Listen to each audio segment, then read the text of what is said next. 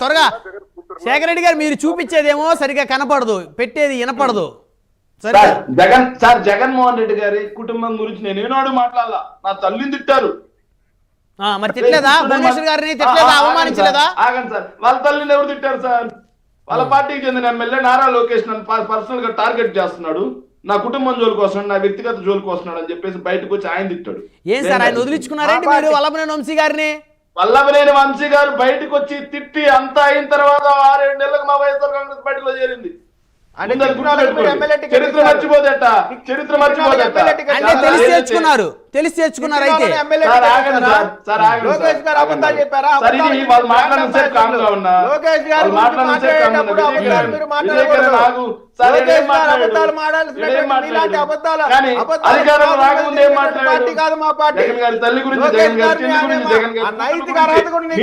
పోలీసులు తిట్టి నా కొడకల్లారా అది ఇదని మాట్లాడి ఈ రోజు సొంత పోసల అప్పలరాజు ఎట్లా తిట్టాడో చూపించు. లోకేష్ గారు తిట్టారా?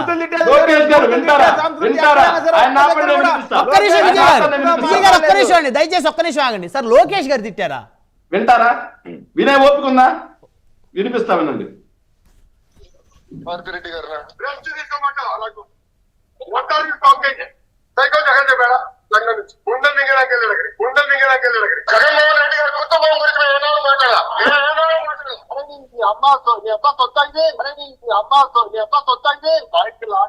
వినిపించిందా సార్? ఇదేదో మార్పింగ్ చేసింది అలాగా అనిపిస్తా. అంటే క్లారిటీ అర్థం కాలేదండి. ఇప్పుడు నా లైఫ్ శేఖర్ రెడ్డి గారు ఒక్క విషయం అండి, ఒక్క విషయం తప్పుడు అది సరిగ్గా అర్థం అవ్వలేదు మీరు చూపించింది.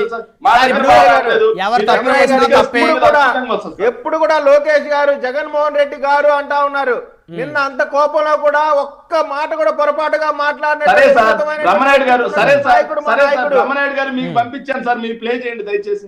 వద్దులేండి ఇప్పుడు అవన్నీ ఎందుకు.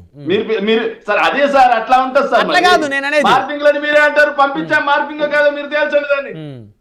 సరే ఇంకో విషయం సార్ ఈ రోజు ఎక్కడికి మన చర్చా కార్యక్రమాలు కూడా ఏ స్థాయికి వెళ్ళిపోయాయంటే గడిచిన వారం రోజుల నుంచి సార్ నేను దాదాపుగా చాలా ఛానల్స్ కి చర్చా కార్యక్రమాలకు వెళ్తూ ఏ చర్చా కార్యక్రమంలో అయినా సరే పూర్తిగా బడ్జెట్ కన్ఫైన్డ్ అయ్యి చర్చ నడుస్తుందేమో చేద్దామనేసి చూసాం సార్. ఎక్కడా చర్చ బడ్జెట్ కన్ఫైన్డ్ కాదు సార్. బడ్జెట్ ఆగండి సార్. విజయ్ కిరణ్ గారు మీ టర్మ్ విజయ్ కిరణ్ గారు ఆగండి సార్. శేఖర్ రెడ్డి గారు జగన్ గత 5 ఏళ్లలో సోషల్ సైకోను కంట్రోల్ చేసినట్టయితే ఈ భాషని శుద్ధి చేసినట్టయితే ఈ రోజు మీరు అనుకున్నది జరిగేది. ఇప్పుడు ప్రభుత్వం చేస్తుంది. రమణాయుడు గారు భాష ఎక్కడ సార్ శుద్ధి? సార్ ఎవరు సార్ మొదలు పెట్టింది? 2015 మార్చి 18 అసెంబ్లీలో రండ్రా పాతేస్తానా కొడకల్లారా అని చెప్పి బోండమ్మ మాట్లాడినప్పుడు ఆపాల్సి ఉంది. అప్పుడు చంద్రబాబు నాయుడు గారు ఆయనకి చాలా స్ట్రిక్ట్ గా వార్నింగ్ ఇచ్చారు. ఆ తర్వాత కట్టడి చేశారు. ఆ తర్వాత ఆయన ఎప్పుడు మాట్లాడలేదు. వాస్తవాలు మాట్లాడుకుందాం మనం. ఆ రోజు మాట్లాడిన మాట వాస్తవం సార్. బోండమ్మ గారు ఆ రోజు అసెంబ్లీలో అన్న మాట వాస్తవం, నేను కూడా విన్నాను. ఆ తర్వాత ఇంకెప్పుడు బోండమ్మ గారు ఆ భాష మాట్లాడలేదు అంట. కంక్లూడ్ చేయండి, సమయం లేదు. కంక్లూడ్ చేయండి. 19 సార్ మార్చి 19 అచ్చెన్నాయుడు గారు మాట్లాడిన మాటలు అసెంబ్లీలో, బీజేపీని తిట్టిన మాటలు అసెంబ్లీలో, ముందు బీజేపీని తిట్టిన మాటలు అసెంబ్లీలో, తర్వాత ఏదైతే వాళ్ళ ఎమ్మెల్యే తాటిపత్రి ఎమ్మెల్యే సార్ ఆగండి సార్ జేసీ ప్రభాకర్ రెడ్డి గారి చేత తిట్టించిన మాటలు ఎవరి హయాంలో సార్ జరిగింది? ఈ రోజు ఆనం వెంకటరమణారెడ్డి గారి చేత తిట్టించే మాటలు, ఈ రోజు ఆర్పీ అనే కిరాక్ ఆర్పీ అనే వాడి చేత తిట్టించే మాటలు, కేసులు పెట్టారు సార్. మీ దగ్గర ఏదైతే వీడియోలు ఉన్నాయో ఆ వీడియోలు కలెక్ట్ చేసుకుంటారు కదా, ఆధారాలు తీసుకెళ్లి పోలీస్ స్టేషన్ దగ్గర కేసులు పెట్టండి సార్. మిమ్మల్ని ఎవరు వద్దన్నారు?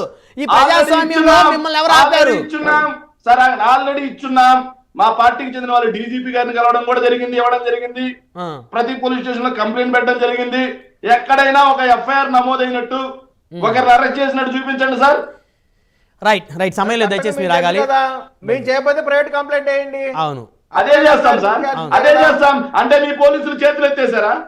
మీరు చెప్పే నీతులు ఒక పార్టీకేనా? మీరు చెప్పే అక్రమ అరెస్ట్ ఒక పార్టీకేనా?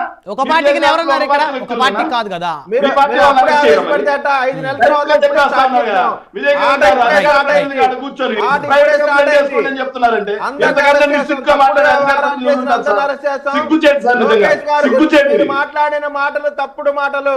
లోకేష్ సిగ్గుచేటు గారు సార్ ఏ ఇది. రోజు కూడా అసభ్య పదజాలం మాట్లాడలేదు.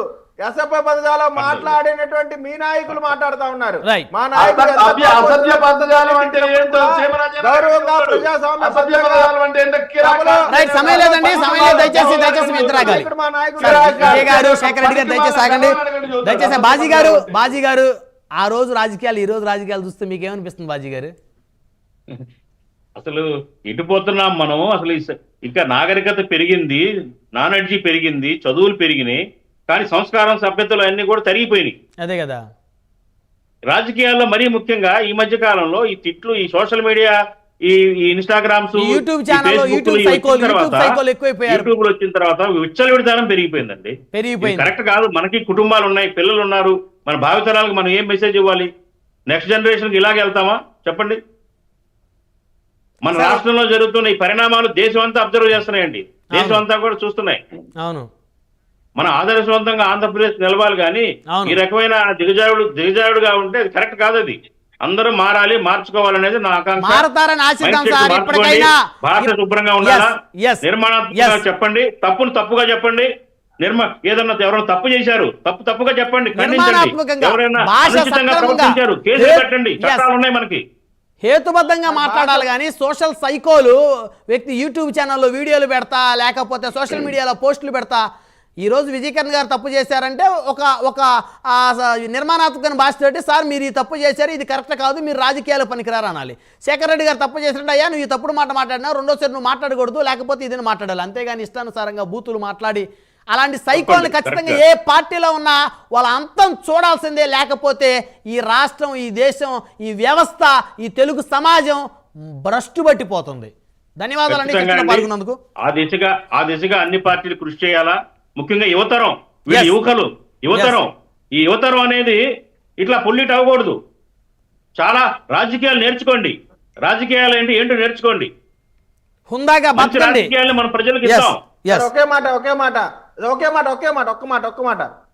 ఇప్పుడు నిన్న అర్నాయపేట పోలీస్ స్టేషన్ లో పాపం 4 కానిస్టేబుల్, ఒక హెడ్ కానిస్టేబుల్ సస్పెండ్ గురయ్యాడండి. కేవలం బోరుగడ్డ అనిల్ లాంటి వెధవల వల్ల. వద్దులేండి, బాధితులుగా మిగిలిపోతా ఉన్నారు.